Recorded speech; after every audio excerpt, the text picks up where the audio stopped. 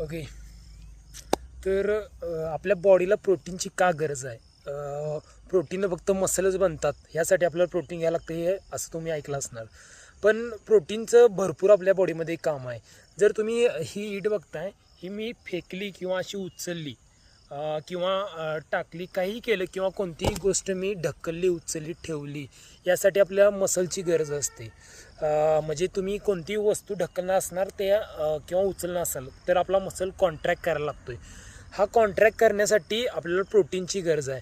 म्हणजेच आपल्या बॉडीमध्ये ॲक्टिन आणि मायसिन नावाचं प्रोटीन आहे, ते ह्या गोष्टी करतं. म्हणजे तुमच्या बॉडीची कॉन्ट्रॅक्शन करण्याचे जे होते ना मसल, म्हणजे मी जेव्हा कॉन्ट्रॅक्ट करतो आहे मसल, हे जे मुवमेंट केले आहे, ही मुवमेंट ही ॲक्टिन आणि मायोसिन ह्या प्रोटीनमार्फत होते. त्यामुळे लक्षात ठेवा, प्रोटीन ही आपल्या बॉडीसाठी फक्त मसल बनवण्यासाठी नाही, तर आपल्या बॉडीची हालचाल जी की तुम्ही ढकलणे, उचलणे, ठेवणे या गोष्टी करताय सगळ्या तुमच्या डेली लाईफमध्ये, ह्या गोष्टींसाठी सुद्धा तुम्हाला प्रोटीनची खूप गरज असते.